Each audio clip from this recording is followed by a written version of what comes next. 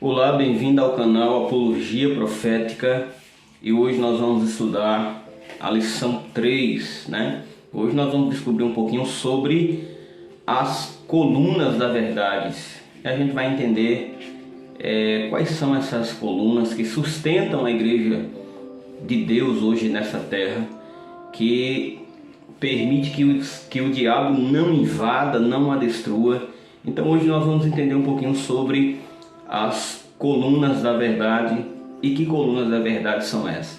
Então convido você a fazer uma análise do texto bíblico hoje, para que a gente possa entender as colunas da verdade e assim a gente possa ir entendendo, né, as profecias do livro de Apocalipse e do livro de Daniel. Então, ore comigo nesse momento, em nome de Jesus. Querido Deus, amado Pai, nós nesse momento nos humilhamos diante do Senhor, entendendo que só o Senhor tem toda a verdade e que o Senhor conhece o futuro. Perdoa os nossos pecados, nos ajuda a compreender a lição nesta manhã, em nome de Jesus. Amém.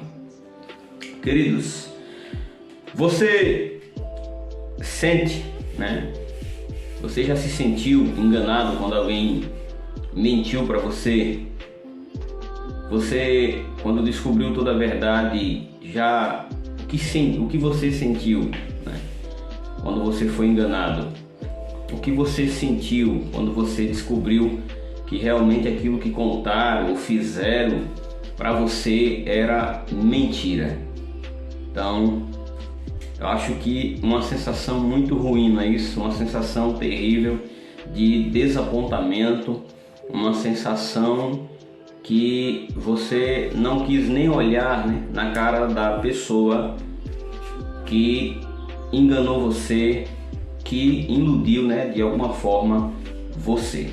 Olha, um dos mais terríveis efeitos do pecado foi a separação entre o ser humano e Deus. Então, o ser humano e Deus foram separados por conta do pecado, né? Quando Adão peca, ele perde esse contato direto que ele tinha com o Criador, e agora ele não pode mais conversar com o Criador como era de costume, né? Quando a Bíblia diz, Deus descia na viração do dia, ou seja, no pôr do sol, para conversar com Adão, para saber como é que estava Adão. E quando Adão peca, Adão deixa e perde, na verdade, esse ligamento tão íntimo que ele tinha com o Criador. Então, mas as vossas iniquidades fazem separação entre mim e vós, entre vossos pecados, o vosso pecado, na verdade, encobre o seu rosto de vós, para que vós não o ouça. Isaías 59, versículo 12, fala que a nossos pecados, as nossas iniquidades, faz essa separação, essa barreira entre nós e Deus, né? Entre Deus e o ser humano. E olha que interessante, isto levou o homem a se tornar um escravo do pecado, sob a influência do inimigo. A maior busca de todas as pessoas é a libertação. Todo mundo quer ser liberto de alguma coisa. A pessoa que está na droga, ela quer ser liberta daquilo ali. Ela não tem força, mas ela tem o desejo de se libertar. A pessoa que está no vício do alcoolismo, ele quer se libertar. Ele só não tem força, mas há o desejo de se libertar. E a pessoa que vive na prática do pecado, ou o pecador em si, ele também quer se libertar, embora não encontre forças necessárias para isso. Mas há uma boa notícia, né? A força em Jesus Cristo para te libertar. A libertação do mal, do sofrimento, das doenças, da injustiça, do medo do pecado. A Bíblia ensina que só a verdade pode nos libertar. Olha que interessante, só a verdade pode nos libertar. Só a verdade do Evangelho, só a verdade de Cristo, só a verdade dos seus mandamentos é que é capaz de libertar o ser humano de tudo que o pecado tem ocasionado à sua vida. Então, meu querido irmão, meu querido amigo que está aí nos ouvindo, que você que está assistindo nesse momento, só a verdade de Deus pode libertar você de todo o pecado que tem te aprisionado, seja o pecado, o vício, né? Vamos falar vícios porque são mais compreensíveis. Seja o vício do álcool, seja o vício das drogas, seja o vício da pornografia, Deus pode libertar você desse terrível legado que o pecado trouxe para a raça humana. Então vamos lá, vamos conhecer mais a respeito dessa libertação e dessa verdade. Hoje em dia, muitas igrejas modernas e neopentecostais estão prometendo libertação através do alto de oferta, veja bem, desafios, campanhas e exorcismo. É um estilo de culto voltado para o show. Infelizmente, não tenho nada contra a nenhum dos meus irmãos pentecostais ou neopentecostais, mas infelizmente o que se tem visto em muitas, não todas, né? Porque existe ainda aquelas igrejas que seguem o rito tradicional, que segue ainda aquilo que a palavra diz, mas em muitas igrejas nós temos visto aí um segmento mais voltado para o show, né, do que voltado para Cristo. A gente tem visto aí igrejas que prometem libertação, igrejas que fazem várias campanhas, que você precisa deixar aquilo, trazer aquilo, que você precisa depositar tanto para que você possa ser liberto. Igrejas que oferecem, né, o bem material ou a famosa teologia da prosperidade. Quanto mais você dá, mais Deus te abençoa. Querido, se você faz parte de algum desses tipos de religião, por favor, volte para a Bíblia, olhe para a palavra de Deus e busque a verdade, busque a verdadeira libertação, o verdadeiro evangelho de Jesus Cristo. É por isso que Apocalipse 7 nos diz que existe anjos de Deus, ou um anjo de Deus, e nós vamos entender quem é esse anjo que está pregando o evangelho eterno para todos aqueles que estão habitando, assentam-se sobre toda a terra, toda nação, tribo, língua e povos.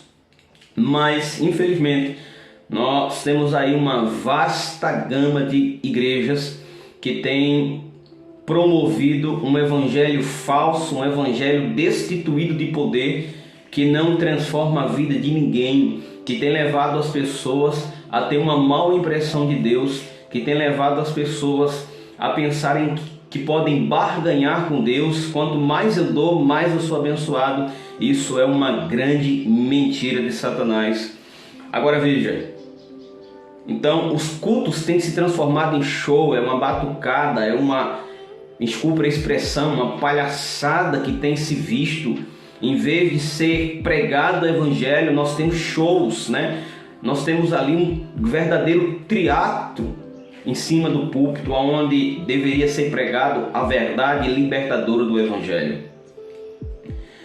E isso é chamado de mover do Espírito Santo, né? Esses shows, esses teatros que a gente vê aí em muitas igrejas, infelizmente é chamado por muito como o poder ou atuação do Espírito Santo. Infelizmente, né? A gente tem aí um vasto desconhecimento da verdade e da atuação do Espírito Santo. As danças com o ritmo mundano, infelizmente a gente tem visto, e eu creio que você, meu irmão, meu amigo que está aí assistindo agora, está nos acompanhando, tem visto aí as melodias, as músicas que têm sido feitas, elaboradas aí, né? As músicas gospels, que tentam aí trazer uma ideia cristã, mas o seu ritmo, a sua melodia, infelizmente, é uma melodia mundana, um ritmo mundano, uma música evangélica remixada. Você tem aí hoje, você tem visto aí, né, músicas que são feitas com um ritmo de forró, o ritmo de pancadão, o ritmo de balada. Então as pessoas têm trazido na verdade muito isso para dentro da igreja. infelizmente são músicas que não agradam ao nosso Deus, que não condiz com a nossa religião e não condiz com a Bíblia, né? Com aquilo que a Bíblia ensina. A Bíblia nos ensina que a música, a adoração a Deus é uma música sacra, né? Uma música calma, é uma música que tenta nos elevar a Deus, é uma música que nos leva mais para próximo de Deus, né? E eu vou fazer outro vídeo falando sobre música gospel, né? E a sua neutralização quando se fala sobre a atuação do Espírito Santo, né? Deus não se agrada de certos tipos de música que algumas pessoas têm ouvido e falado, na verdade, que essas músicas têm levado ela mais para perto de Deus. Infelizmente, querido, a gente tem aí, né, várias músicas que falam de Deus, mas olhe, é complicado, né? Então a gente tem visto aí essas festas, né? Infelizmente o culto hoje tem se transformado em festas. O culto hoje tem se transformado, né, em apresentações, em shows. As pessoas têm buscado o ser humano, se esquecendo que a Bíblia diz: maldito é o homem que confia no outro homem e aparta o seu coração do Senhor, né? Esse texto ele está falando, não é da gente admirar um pregador, não é da gente ter uma admiração pelo aquele pregador, mas é da gente buscar aquele pregador e visar ele como alguém tão santarrão, alguém que realmente não peca, se esquecendo que todos nós somos pecadores, de pastores a membros leigos, né, de doutores e teólogos, a qualquer pessoa, todos nós somos pecadores. E o nosso único exemplo, aquele que nós precisamos imitar, é Cristo Jesus. E conhecereis a verdade, e a verdade vos libertará, João 8,32. É o conhecimento dessas verdades que você vai ver comigo agora, que nos liberta de tudo aquilo que é mal. A verdadeira libertação consiste no conhecer a verdade de Deus. Olha que interessante. Mas qual é essa verdade? É aqui onde mora o ponto de interrogação.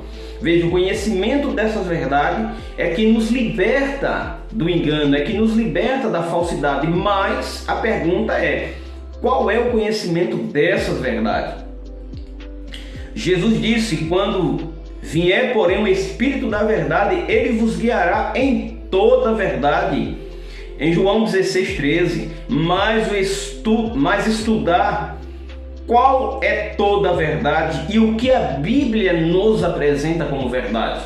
Então eu vou colocar aí a tabela que você deve estar vendo aí agora, com algumas repartições, né? 5 repartições. E na primeira repartição, no primeiro bloco aí, você tem Deus é a primeira verdade, né? Jeremias 10, né? Verso 10. Só Deus é amor. 1 João 4, verso 8.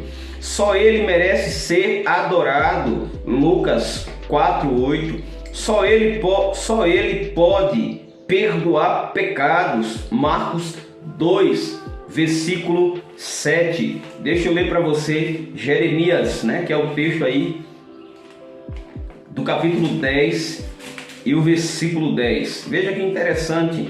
Então, nessa primeira coluna, você tem aí algumas verdades referentes a Deus, né? Você tem aí algumas verdades referentes a Deus.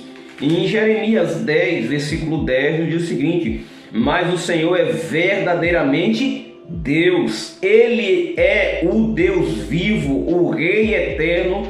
De seu furor treme a terra e as nações não podem suportar a sua indignação. Então a primeira verdade é de Deus. Deus é verdade, Deus é amor, só Ele deve ser adorado e só Deus perdoa pecado. Infelizmente você tem aí totalmente, né, a transgressão dessa primeira verdade. As pessoas não têm mais acreditado que Deus é verdade. As pessoas não têm acreditado que Deus é amor por ver tanto sofrimento no mundo. Infelizmente, as pessoas têm adorado outros deuses e tem fazido do ser humano um Deus, e as pessoas têm corrido para o objeto humano para pedir perdão dos seus pecados e não entendem, na verdade, que só Deus perdoa pecado.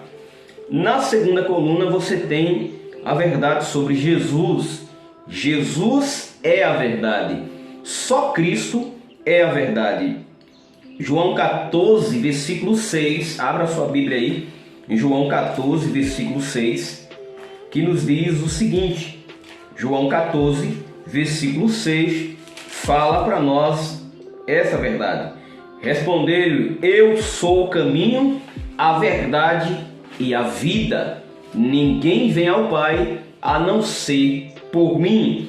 Então Jesus é o caminho, é a vida e Ele é a verdade.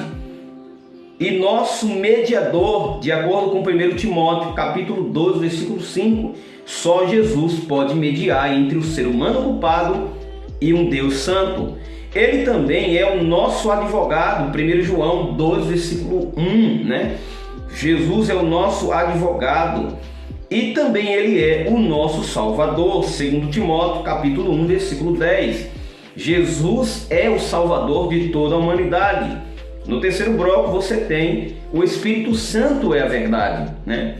1 João 5, abra sua Bíblia agora em 1 João 5 e veja o que a Bíblia diz sobre o Espírito Santo também ser uma das verdades de Deus para nós aqui nessa terra. 1 João capítulo 5, veja o que a palavra de Deus ela nos diz. Capítulo 5, versos 6 e 7 diz assim: este é aquele que veio por meio da água e sangue, Jesus Cristo, não somente com água, mas também com a água e com sangue. O Espírito é o que dá testemunho, porque o Espírito é a verdade. Pois há três que dão testemunho no céu: o Pai, a Palavra e o Espírito Santo. Estes três são um. Então, o Espírito Santo também é a verdade. Ele também nos ilumina, de acordo com o Salmo 119, versículo 105, né? Ele também santifica o ser humano, ou o crente, né? De acordo com João 17, verso 7. Quando Jesus fala lá em João, né? 17, verso 7, ele fala sobre o conhecimento da verdade. E no quarto bloco você tem aí a Bíblia é a verdade, né? João 17, 17, né? E que te conheço a ti como único Deus e a Jesus Cristo a quem enviaste, né? Santifica-o na verdade, a tua palavra é a verdade. João 17, verso 17. Mas também a Bíblia ilumina a nossa vida de acordo com Salmos, né? 119, versículo 105, né? E santifica também o nosso caminho. E o Espírito Santo aí, do bloco anterior, ele convence o pecador do pecado, de acordo com João 16, verso 7 e verso 8. E por último, os mandamentos de Deus também são verdade, de acordo com Salmo 119, versículo 151. Os mandamentos de Deus são amor, né? É a lei do amor a Deus, de acordo com Mateus 22, verso 37 e Deuteronômio 6, versículo 5. Mas também os mandamentos de Deus são o amor ao próximo, de acordo com Mateus 22, 39 e Levítico 19, versículo 18, né? Que é a citação que Jesus vai usar em Mateus 22, 39. Agora me responda uma coisa, olha aqui para mim. Eu vou ler uma coisa para você, queria que você me respondesse afirmativamente. Quando uma pessoa conhece a Deus, a Jesus Cristo e o Espírito Santo e a Bíblia e os mandamentos, ela será totalmente liberta? Responda aí. Ela será totalmente liberta quando a pessoa conhece Deus, conhece Jesus, conhece os mandamentos, conhece o Espírito Santo, conhece a Bíblia? Ela é totalmente liberta? A Bíblia diz: e conhecereis a verdade, e a verdade vos libertará, João 8,32. Então o conhecimento de Deus, o conhecimento de Jesus Cristo, o conhecimento do Espírito Santo, o conhecimento da Bíblia e o conhecimento dos mandamentos de Deus nos proporciona a verdadeira liberdade. Então, que a gente possa conhecer mais sobre Deus, sobre Jesus, sobre o Espírito Santo, sobre a Bíblia e sobre os mandamentos, para termos uma total liberdade. E deixa eu ler essa última coisa para você.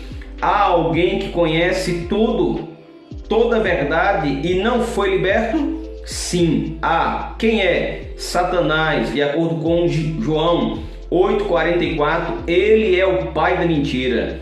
Será que Satanás conhece mesmo toda a verdade? Sim, conhece, mas infelizmente não é transformado e não deixou que essa verdade produzisse nele o verdadeiro libertamento. Por isso, está condenado para todo sempre, será destruído no final. Louvado seja Deus por isso. Que eu e você continue na busca da verdade, e amanhã nós vamos estudar a lição 4, a estratégia do inimigo para nos aprisionar no erro. Fique com Deus. Amanhã eu te espero novamente, em nome de Jesus. Ore comigo. Querido Deus, obrigado por esse estudo. Nós conhecemos aqui as 5 colunas da verdade que sustenta a tua igreja. Que a primeira coluna é a verdade sobre o Senhor Deus. A segunda coluna é a verdade sobre Jesus Cristo, o nosso Salvador. A terceira verdade é sobre o Espírito Santo, o nosso intercessor e aquele que nos convence do pecado. A quarta verdade é a verdade sobre a tua palavra, que temos em nossas mãos. E a quinta verdade é a verdade sobre os teus mandamentos, que nos proporciona a blindagem necessária contra toda hoste do maligno. Nos ajude a caminhar por essas verdades, em nome de Jesus. Amém. Agrada-te do Senhor, que Ele satisfará